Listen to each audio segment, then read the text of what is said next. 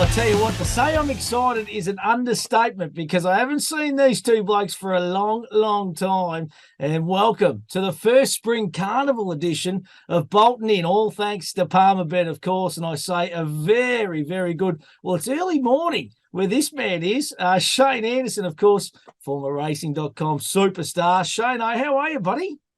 Matty, good to be with you. I haven't been called a superstar for a long time, so I appreciate that. But yes, early morning over here, based in Copenhagen in Europe. And it's all going very, very well. Good to see you again. How many years have you been over there for now, Shane? Yeah, it's been 3.5 years. Left Australia in mid of 2019. So, of course, the vast majority of that was under COVID lockdown. But put that aside, it's been great. Great move and really enjoying it. Fantastic. Well, this bloke's exactly the same. He's not in Copenhagen, but he's on the other side of the world. He's in LA, and I say very good afternoon. Is it afternoon or night, actually? It's late at night in LA. Adam McGrath, how are you, big fella?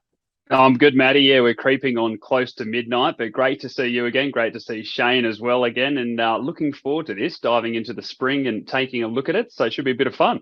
Now, listen, the key is, okay, all thanks to Palmer, we're going to have a bit of fun along the journey. We are going to have a look at every feature Group 1 race of the spring, boys. So Sydney, Melbourne, you name it, we are going to do it. And there's some cracking races coming up, Shane, isn't there? Certainly is. I think we can safely say that things really get serious now.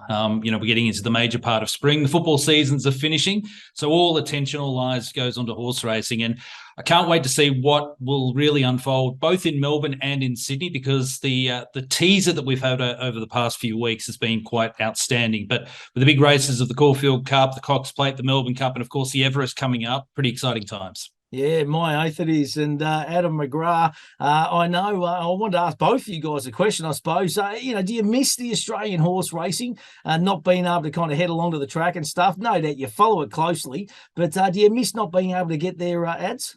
Yeah, it's definitely not the same. I'm fortunate enough with my job here that I'll be back for the Everest, and I was back for the Sydney Championship, so I'm very lucky with that. But yeah, it's not the same sitting up here at 2 a.m., 3 a.m. watching it and just picturing the crowd out there. But yeah, it is still my favourite place to watch the racing. I still think we have the best racing, the best fans that go out there, and hopefully we can reward them with some winners, Matty. Well, it's going to be interesting too to see because we have had a couple of years of COVID, boys. So it's going to be interesting to see how crowds return and that, especially to these feature race days, because I think the main days are going to be no worries at all. But I just reckon it's going to be interesting to see what happens around the others, boys. Is that a fair call, do you think? Yeah, I think you're right. But the one thing about Australia is Australians love sport and Australians love horse racing. So I don't think we'll struggle getting people back on the track. But we've also got, I think, the big drawing factor is some outstanding horses. Nature Strip, perfect example. He was brilliant last week, first up after winning at Royal Ascot. And those types of horses stepping out on a regular basis now, that's what the fans like. That's what the punters like. You can bet with confidence. And I think we're going to see a fair bit of that over the next few weeks. And I think the point that Shane's bringing up as well, Matty, is I really like the clashes that have developed almost through COVID. This weekend, Zaki and I'm Thunderstruck, Eduardo, Nature Strip. We've just got these little battles that are all forming in each other. And I feel like the last few years we had some real standouts. We were looking at, the Winxes, the Black Caviars. We've always just had this horse we go, well, they're going to remain undefeated. But I feel like for a lot of these big races, there are legitimate question marks. You could make excuses for 3 or 4 horses. Form is changing every single week, and horses are really showing that they're a real thing like Animo on the weekend. So I think it's one of our more exciting springs. It's probably a bit like the AFL season where anyone could win. I feel like it's a bit like that with the horse racing at the moment. Yeah, I agree. Absolutely. Now, Shane, I'm going to ask you, what's the horse and the race you're most looking forward to over the Spring Carnival? Yeah, great question. The race always for me is the Melbourne Cup because it's the one race that's excited me for ever since I was a kid getting involved in following the sport. And this year we've got only probably a small number of the Europeans coming over to take on the best of the established Australian stayers. It's just a great betting race. It's always exciting. I think we always get a fantastic spectacle. Do I have a standout horse at this stage? No. With the weights just coming out, I'm still sort of working my way through that.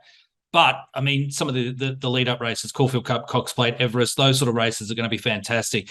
But I also love races like the Caulfield Guineas. And we're going to see a good sort of, teaser of that this weekend with the Golden Rose because that race often, for younger horses getting up to a mile for the first time, it really does determine who can go on and prove themselves to be the best of their generation. So that race as a race is one I'm also pretty excited about. Yeah, beautiful. Ads, what about you, mate? The horse and the race you're most looking forward to this spring? I'm almost going away from an individual horse and stuff. I've got a few that I'm looking forward to, but I'm almost more focused on the jockeys. Again, this was COVID related, and we know about the suspensions we had. But in recent times, we've seen Jamie Mott, obviously on the weekend, win his first Group 1. We've seen Brett Preble win. Great. We've seen Daniel Moore come back and win. We've seen young Ethan Brown get his first chance. And again, a bit like the horses, I just feel like there's not a standout jockey. Now, that might change now that Jamie Carr gets back in a rhythm, Zara gets back in his rhythm, Williams, all these types. But feel like, again, coming in there's more chances. And I think we're seeing some of these guys that have worked really hard. And Ethan Brown and Jamie Mott, the two that stand out for me, just how hard they have to work to keep their weight down, the battles that they've had. I think it's great to see them get success. And I'd love to see another fairy tale story come through this spring. Yeah, absolutely. Well said, boys. Well, I'll tell you what, it all kicks off, doesn't it, this weekend? And we're going to go all around the country, let's be honest. Friday night, Moonee Valley, Saturday, Rose Hill, and then Sunday, Underwood Stakes at Sandown. But let's kick off with the Moir Stakes, of course, at Moonee Valley. Over the 1,000 metres on Friday night. Wild Ruler, of course, won this race last year. Inferno ran second and will take his place as well in the field. Again, actually, no, is Inferno might not have accepted, has it? It has accepted, yeah. I was going to say, it's just not on my line of betting here. But it is going to be an absolute cracking race. They're going to go lickety-split, boys. Make no mistake about it. And all thanks to Palmerbet. This is the current odds. Paul L at $4, Rothfire at $4.60, Zoo Style at $7, Generation at $9.50, Cool and Gatter at $10, Bella Nipotina at $13, September Run 14, and Extremely Lucky at $17. What are your thoughts? I'm going to start off with you, Shano. They are going to go lickety-split here over the 1,000 at the Valley. Yeah, fast horses going fast, one of the great spectacles in racing. I've got it down to three that I'm quite keen on. I think the filly Cool and Gatter from barrier number 1, she was trialling superbly before her first up effort, and there was a lot to take away from that third when I thought at a first go against older horses, she really battled on quite well. And from gate number 1, she's going to get every chance, whether she's leading or trailing the speed. And I think 50 kilos too, that's the key too, isn't it? There. Yeah, at weight for age with Jamie Carr aboard, it's really going to sort of give her every conceivable hope. If she's good enough to measure up and prove herself as an established sort of, elite level sprinter now that she's out of her 2-year-old season. So I'm interested with what she can do. I think the draw gives her every chance. Paul L is absolutely flying in a couple of recent trials. So comes into this race for the all-conquering Godolphin team, James Cummings, in really good order. If you've looked at the trials, you'll be super impressed. From barrier number 6, I think Paul L's going to have every conceivable hope. And of course, then you have to go back to the lead-up race, and that was with Rothfire winning first up, Damien Lane in the saddle. From barrier number 5, another one who should get every chance in the run. They're the big three for mine.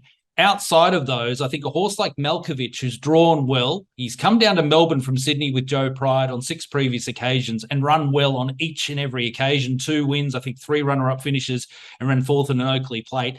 He's dangerous at a big price because, again, he should be able to sit just behind that really strong speed, and he could be the blowout horse. But of the 3 big guns that I reference, I keep coming back to Paul L. I've loved his runs all the way through his career thus far. I thought he measured up superbly during that autumn carnival, winter carnival period in Brisbane. Off the back of a couple of trials, I think he has progressed again now as a 4-year-old. And from the barrier, James McDonald, the superstar jockey in the saddle, he's going to get every hope. So I'm happy to side with him as my main selection in the race. My value bet, well, I kind of got 2. Cool and Gatter, I think she's at a big price at around that $10 mark. Yep. And I also think at a massive price, Malkovich is one that can go into the wider exotics. But Paul L for me in the Moir. Yeah, I love it, Shano. Ads, what about you, mate? Do you see a horse, because there's going to be so much speed on in this race, like an Extremely Lucky or something storming home over the top? It's kind of untapped, that horse, isn't it? The Adelaide visitor. I always followed you, Shane, through the path as a youngster. I feel like we've got this race very similar again as well. The 3 that you've mentioned, I'm keen on. I've got another one there. Look, for mine, it's all about Palele. I think it's the horse that wins the race. I think it's a great price as well. With the speed we've talked about, I think there's 6 or 7 that are going to go forward, and it's just going to be camped, getting the perfect run behind them, got the perfect jockey in the saddle to be ensuring that this horse gets a great run. So I do think it's Palele's race. The one that I think at a big price is going to be stalking, and I've never actually been with this horse. I've never backed it. I've never been too keen on the hype, is September Run. I think it's going to get a great run behind them. I can see it just getting to the middle of the track without having to do too much and really attacking the wire strongly with Karen McAvoy in the saddle. I've got Rothfire in for third. Huge run the other day. Great to see the horse going well with D Lane in the saddle. And the other one is Coolangatta, like Shane said. We know this is a race where the 3-year-olds normally go so well. I can see them camping just behind the speed on this occasion. I think that they would have learnt a lot from the other day with the 50 kilos. I think Jamie Carr would have learnt a lot from the experience as well. And I think they'll be a lot better for the run. So as Shane said, fast horses going around a short distance, an exciting way to start the Group 1s this weekend. But yeah, Palele is definitely my play in this race. And I think September Run's going to give you a really good side at each way odds. Yeah, it's going to be interesting just to see how that track races too. First meeting back at the Valley, all that kind of stuff. They come into play, whether it's on pace, whether they're swooping. The old Valley hasn't changed much, boys, since you guys have been away. That is for sure. Hey, let's move along to Saturday. The Golden Rose over 1,400 metres at Rose Hill. The market, all thanks to Palmerbet. In Secret is our favourite at $2.80. Golden Mile at $6. Jack and O at $8. She's Extreme at $9.50. Fireburn at $9.50. Fast Witness $26. And Shadard at $26 as well. This race last year won by In the Congo. Defeated Animo. What a cracking race it was, and I expect, Shane, this to be exactly the same on Saturday. It's a pretty hot field, isn't it? Yeah, it's an amazing race. I've got to say it's a head scratcher for me. And as Adam kind of touched on, I am an older fella now, and I've been following racing for quite some time. And one thing Not that always words. Well, you intimated, but and it's a fair comment. But the one thing that stood out over time is there are certain races where history dictates, for want of a better term. Fillies have an appalling record in this race. It's not a race that over time a lot of fillies have actually targeted. Those that have run, we've got to go back to forensics back in the EI year when the race was actually shifted to the autumn period of 2008, when we had a fair bit of racing suspended in Sydney because of EI, that we actually saw a filly win this race. So wow. It's a long time between drinks, and we've got a short price favourite with a filly in this race and In Secret, who certainly looks very exciting. She was terrific winning last time out. But for mine, I'm happy to side with the Colts, and there's a couple here that I like. I do like Golden Mile as the stablemate of the filly. Love the win in the Ming Dynasty last time out. Drawn out with Sam Clipperton in the saddle. I think he's going to relish every step of this 1,400 metres. He won over the distance last time out, so we know he'll be strong. And I just think with a good, strong speed, back off the pace, Golden Mile will be the one that's going to be finishing strongest. He had a couple of really good trials leading up to his campaign so far. And I thought the way that he went from the San Domenico when runner-up to progress to win the Ming Dynasty really appeals to me. So Golden Mile is the one I'm really keen on. James Cummings, Godolphin, Sam Clipperton. I think at around that sort of $6 mark, worthy of a good each-way bet in this race. And there's one at a big price that I think can run a big race, a horse called Primito. David Atkins, drawn barrier number 2, Nasrallah in the saddle. I mean, you look at the recent form and you won't get too excited, finishing midfield in the San Domenico and then again midfield in the Run to the Rose last time out. But from the draw, Nasrallah, I think, can have this horse fairly handy to the pace. And I just get a feeling he could run a massive race at a massive price. But the horse I'm really keen on here is Golden Mile. I think he can win for Godolphin. Ads? Shane, just on Golden Mile, you must have been impressed looking back at that most recent run when it just started laying in a little bit when it hit the front. But the moment it moved off the horse and then got balanced, it just put 2 lengths on them so quickly. It's going to eat up this distance as well. And just with that experience as well. Yeah, I think you touch on a really good point there, Adam. It's only a lightly raced customer. It's only had the 3 career starts on the track, and really outside of that slightly erratic performance last start, you can just see nowhere near fully furnished. And with continued racing, continued development, I think he's going to really become a top-notch horse. And he's a horse that I'm very excited to see getting to the Caulfield Guineas in a couple of weeks' time. But this is the perfect stepping stone, and I really like him a lot. I think he's one to really circle around in your form books and keep an eye on over the next season or two. Certainly looks a nice type. Although I agree with history, and history finds a way of doing it, just like Geelong Sydney this week, never playing a grand final. I'm going to go with the fillies here. I'm going against the norm. The one I'm going to go with is She's Extreme. I think everyone's just sort of forgotten about her a bit. She ran so well on the heavy tracks. The other day, her wheels were spinning a bit. She had to do a little bit of chasing, but I thought she got to the line really well. $11 and $3.30 each way. I think it's a great price. You'll be jumping from barrier 6. Tommy Berry's won this race twice. So's J-Max, so's Karen McAvoy. So Tommy Berry's no stranger with this. I think it'll track into the race really nice off the speed and work into it from a nice draw. I've got it in front of In Secret, who I like the win, but I just feel like the price is a little bit exaggerated. We just remember the recent horses we get what everybody did, a couple of months ago. So I do think She's Extreme's the one there. And then I've got Golden Mile in for third. I love what it did the other day. And as I said, when I saw it lay in and then just straighten up and attack the line strong, I thought, well, this is a horse that's going to play a big part later on in the season as well. But I'm happy to see the fillies go well and She's Extreme at a nice little each way price to run a good one there, Matty. Let's turn our attention to Sunday. That's right. We've got to get through AFL Grand Final. We've got to get through Rose Hill Saturday, Moonee Valley Friday night. Then we get to Sandown for the Underwood Stakes over 1,800 metres. Zaki looking to go back to back. It is our favourite, $2.80. I'm thunderstruck at $3. That horse is absolutely flying. Mr. Brightside at $4. Animo at $5. Alligator Blood at $7.50. Western Empire $11. Miunga at $13 and Cascadian at $15. This is a star-studded lineup, Shano. Small field, but it is quality. Yeah, it's a great field. Fascinating field. Quite often in these small fields, they become really tactical affairs. But I think with these horses, we know Alligator Blood will go forward, probably sets a good, strong tempo. We know Zaki's got a bit of versatility tactics-wise in the run. Jamie Carr will probably want it to be fairly handy to the pace.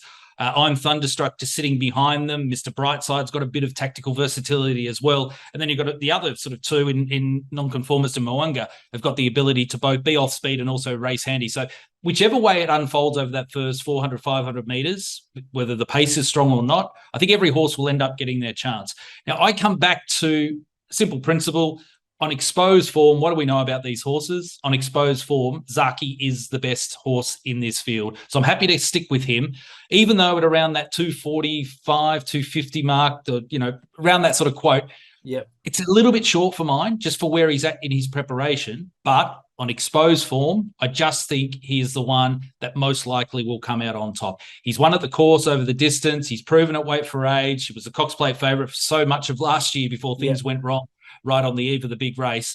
He's the one I will stick with. If I'm looking for one to perhaps cause an upset in the race, I think it might be the stablemate Moanga, a horse that has got so much ability. And from barrier number 3, Nashra Willis should be able to have him in the perfect spot to be presented to cause an upset if he can, if he's good enough. But Zaki's the one I'll side with just on what we know about his horse, what we know about his rivals. I think he's just a little bit better than the other 4, 5 horses in the race. So Zaki's the one. I do like the way that I'm Thunderstruck's progressing. Terrific win in the Mackay Diva last night. He was so strong late in the piece, and you can't knock Mr. Brightside. He looks like he's become a completely different horse over the last 6 to 12 months, of course, winning the Doncaster and then progressing with 2 great wins so far this campaign. So they're all in good form. It should be a great race despite the small field, but Zaki's the one I'm most confident about. What do you reckon, Ads? Are you all on the same lines, mate? Well, Matty, what I reckon is that come Sunday, after all the grand final parties have happened, if I'm Thunderstruck or Mr. Brightside wins, that is going to be blaring across, and there's going to be a lot of people who are still with hangovers, maybe still going, and the songs will be belting out. But look, I'm Thunderstruck. I think I was just so impressed with the way this horse keeps progressing. I love the way that it keeps attacking the line, and I think it's going to really enjoy having Alligator Blood and probably Zaki in front of it. I can just see it getting that Sandown's going to suit so much, the long straight, and be too good for them. I was really impressed with Alligator Blood the other day. Really impressed. These horses surprising me, to be honest. I've got him for second, Zaki for third, and then Mr. Brightside for fourth. But I'm really keen. I'm Thunderstruck in this race. So just that desire to win. You can't train that type of stuff. You can train the ability that he's got, but he wants to win every time he's out there. He puts in that fight, and I think Sandown's going to suit him really well. Yeah, the sectionals he's been reeling off too over that last couple of 100 metres in both his last couple of wins have just been phenomenal, to be honest. And it is going to be an absolute ripping race, I reckon, on Sunday at Sandown. That is for sure. Hey, listen, boys, what about another best bet around the country over the weekend for our Palmer Bet followers? Of course, gamble responsibly. That is the key message. Download the app, get involved. There's plenty in the bookies bag if you haven't been involved before. But what do you like, Ads? You still following the WA Perth form, mate? Surely you got something over there for us?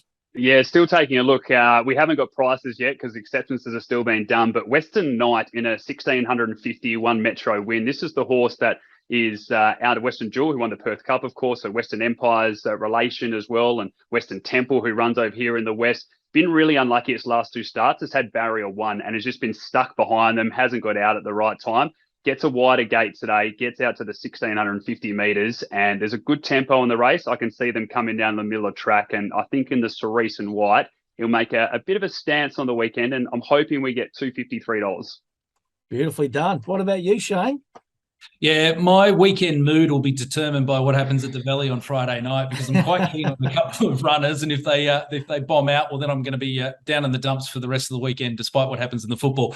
But the ones I like, I think the McAvoy filly English Riviera, who goes around in race number 2 at the Valley on Friday night, the Scarborough Stakes. There's a lot to like about this filly. Loved her win first up at Ballarat, and then she was terrific down the straight at Flemington last start in a race of a hot speed. Yeah. She was only swamped late in the piece, and I think she's the type that can continue to progress. So I'm quite keen on English Riviera. I think we'll get around that sort of $3.40, $3.50 mark. There's another runner on that card in the JRA Cup, and that is Macram, who runs in race number 6 for the Hayes boys. He had a lot of issues. Yeah, he had a lot of start at 20-1, Shane, and this horse has got a heap of ability, I reckon. Nothing better than your pocket talker, Matty, because I think he's one, though, that you should be able to stick with through for the rest of this campaign, because everything went wrong for him first up. It was well noted he had cardiac arrhythmia through that run. He was given 5 weeks on the sidelines before racing again, and then he was fantastic over 1,700 metres at Flemington. Okay, the Valley's probably not the ideal course for him, but I just think he'll be able to be in a good position throughout the run, and he should have come on from that effort at Flemington. I think he's the one to beat, and we probably get around that sort of $4.60 mark too for the JRA Cup. Macram, quite keen on him. Absolutely. Shane, just quickly, while you talk about that race, are you planning for non-conformists to go in that race, or are you planning it to go in the Underwood on Sunday? Yeah, I put it this way. I was siding with perhaps non-conformists going into that race more so than the Underwood Stakes, but at the time of us putting the show together, he's in both races. So I think if non-conformist goes to the JRA Cup, he's a terrific each-way chance. But at this stage, we don't know sort of which direction they're going. But I do think, though, regardless of whether non-conformist is there or not, Macram's the one I want to be with. Yeah, there you go. Macram, English Riviera, and Western Knight for the boys. Their best bets. I'm going to go with a horse called Kiss on All Four Cheeks in the Stock Stakes at the Valley on Friday night. Nick Ryan now got this horse one sensationally well second up, and by all accounts, the stable's got the horse flying, and it's a very nice horse, a winnable race. I think about 250, 260 will do for me as well, boys. Sensational. Well, I tell you what a fantastic first edition of Bolton In, all thanks to Palmerbet, of course. And we are going to be doing this over the next 8 weeks, boys, covering every Group 1 around the country. I'm excited. We're going to have plenty of winners, fingers crossed for everyone. Shane, I'm going to let you go and have some breakfast now, mate. It's an early morning over there, so you go and enjoy and gear up for a big weekend. I'm in Denmark, so it's Danish pastries all morning. Good to catch up with you both, and we'll see you next week. Who's going to win the AFL before you go, mate? Go Swans. Go Swans. Ad, you're in LA, mate, just living your best life, buddy. Who's going to win the AFL before you go, mate? I know you're a mad West Coast Eagles supporter. I've got a pre-season bet on the Swans, so I'm praying for them, but I think it'll be the Cats, sadly. Yeah, beautifully done. Well, listen, boys, have a wonderful weekend, and we'll talk more next week. Bolton In, all thanks to Palmerbet.